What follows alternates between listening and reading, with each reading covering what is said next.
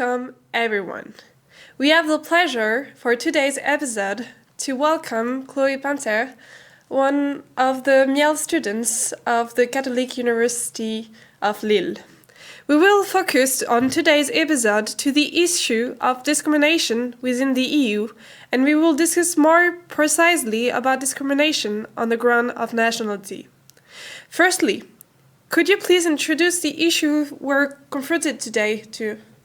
Thank you, Almons. As you previously said, I will focus today on discrimination on grounds of nationality. As stated Article 10 of the TFEU, the Union shall aim to combat discrimination. The European Union is the product of different and various nationalities and customs. The ban of discrimination is one of the main goals of EU law and is inherent of EU citizens' rights as guaranteed by the European Convention on Human Rights and the Charter of Fundamental Rights of the EU. Discrimination can target lots of concerns, but as stated Article 21 of the Charter, any discrimination of any nature is allowed.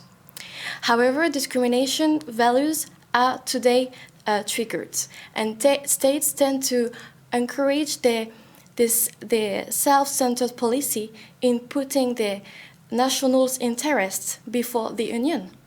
So, if I may ask, what question can we ask ourselves concerning discrimination on the grounds of nationality today?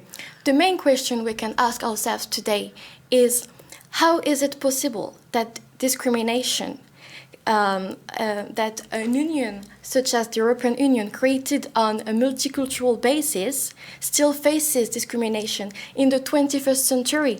Either it might be directly or indirectly. The frontiers between the states of the EU are thin due to the occidental localization. Thus, the European community and citizenship have been created on a multicultural basis, where crises occurred and unfortunately led massively to the practice of inequality of treatment between people. We can also ask ourselves, is discrimination on grounds of nationality inevitable because of immigration? The integration of immigrants is a new issue EU has to deal with.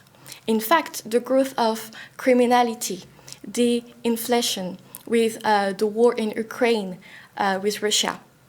And all the recent national crisis pushed the states and the people to become more and more vigilant with the people they are welcoming on their territory. This phenomenon caused EU to face a huge wave of discrimination on grounds of nationality. The concern is theft more than ever at the core of Europe. Let's remind you that the EU has been, since 2011, the biggest influx of migrants in its history. Wow, and for your research, you probably lay your research on some doctrine, and could you go a little bit deeper on this, please? Yeah, totally. I recently found a very interesting article of 2021 entitled Prohibition of Discrimination on grounds of nationality in the freedom of movement of persons within the EU in the light of the case law of the CJEU, written by Monika Patriczka Bajtor-Brela, where the author demonstrated that the CJEU case law revealed a visible dissonance between the application of national regulations of the member states and the provisions of EU law in this matter. Thus, according to the practice, member states shall emphasize the obligation to comply with EU law to have more effective laws application, in particular with regard to the ban of nationality discrimination. We could also ask ourselves, what does drive inequality? And according to the book written in 2020, written by Cohen de Kank and Philippe van Kerm, drivers are very diverse and deep-rooted in the cultural, historical, and geographical characteristics of countries that one can hardly expect comprehensive models or clear-cut causal interference. However, it brings fresh evidence by examining wealth or broader measures of well-being and provides some insights about potential deeper drivers, such as individual perceptions, preferences, and belief about inequality and redistribution.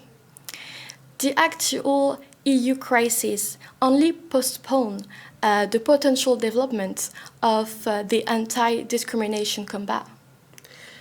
And just to understand a little bit better, and I heard that you were talking about some cases law that occurred, and do you have much more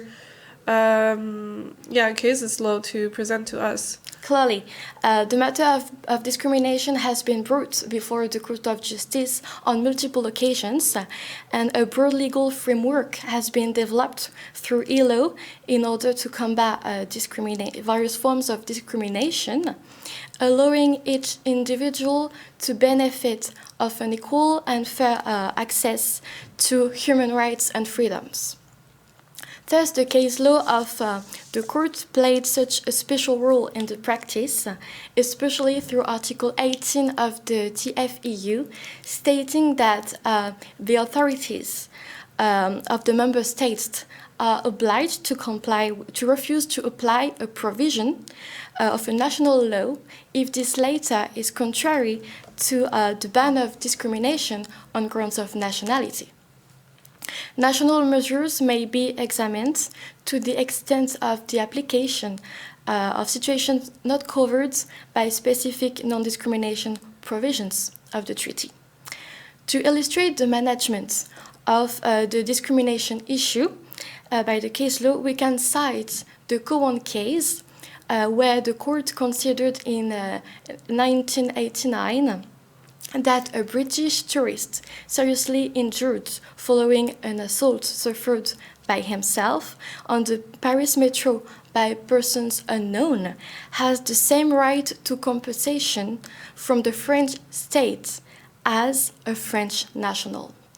Such a tourist must be entitled to receive services outside his or her country of origin and can therefore rely on the prohibition of discriminations on grounds of nationality. Okay. I can cite another example with the case Familien Cassé Nerdar Sarchen versus Bremen, where the court stated that a union citizen benefits from the principle of equal treatment with nationals of the host member state in terms of access to family benefits, and including if he's economically inactive during the first 3 months of his stay in that state. To end this illustration, I will mention the case Martinez-Sala, rendered in 1998, where the court established the principle that nationals of a member state can rely on their European citizenship for protection against discrimination on grounds of nationality by another member state. The European anti-discrimination policy has also been emphasized by EU directives and regulations. For instance, I can mention the Directive 2043 EC, which ensures the respect of the principle of equality on the grounds of racial and ethnic origin, giving thus effect to the equal principle treatment. The Lisbon Treaty of 2009 also introduced a horizontal clause aiming to include the fight against discrimination into all EU policies and measures. So, any citizen of the EU lawfully resident in a member state of which he or she is not a national can rely on the prohibition of discrimination. According to the definition, people in an identical situation should not be treated differently because of a criterion. Thank you very much for replying to my question. We're here today on the TV show, focusing also on the conference on the future of Europe. And for you, what will be actually the future of the issue of discriminations on the ground of nationality? Well, concerning the link between the nationality discrimination issue and the future of Europe, I will say to conclude that it is very complex for the European Union to combine diversity and inclusion through its policies when states want more and more to refocus on themselves. As a consequence, it encourages the states to withdraw into themselves.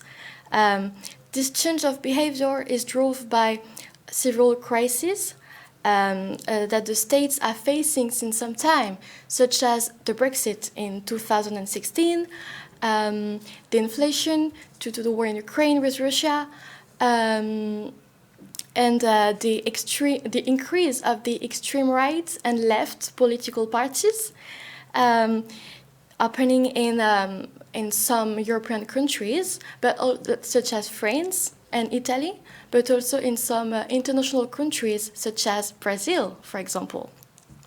The reason might be the human evolution across different cultures. But I think that the CGU is actually doing a great work by promoting diversity within its policy, ensuring to guarantee the respect of equal treatment and non-discrimination between different people. The EU tries to promote a climate of peace and bringing an independent and fair justice between individuals and the nationalities. In a nutshell, the EU federates its states in putting on the same pedestal all the rights of its citizens. However, nowadays, European values are triggered. And for instance, people's reluctance to integrate Muslim people, contrary to Ukrainian people, with the war with Russia, has shown how discrimination on grounds of nationality still is a major issue in our society, and regardless of the legal text. Okay. Nevertheless, EU still invoke a symbol of hope, of innovation and democracy. Thus, the fight against discrimination on grounds of nationality within the EU remains hard to implement, yet inevitable. This fight is finally the cornerstone of European integration, as stated within the motto of EU, united in diversity. It is clear now that some new migration policies will have to be adopted and developed to ensure a European integration which will continue helping people in the need. Thus, several challenges remain to be overcome to obtain an open-minded Europe, more aware, and the EU is definitely facing one of its biggest and most sensitive matters in all its history. Thank you very much. I actually learned a lot today on this set with you, Chloé Painter. And I would like to thank you everyone for watching, and I will see you to the next episode. Goodbye. Goodbye.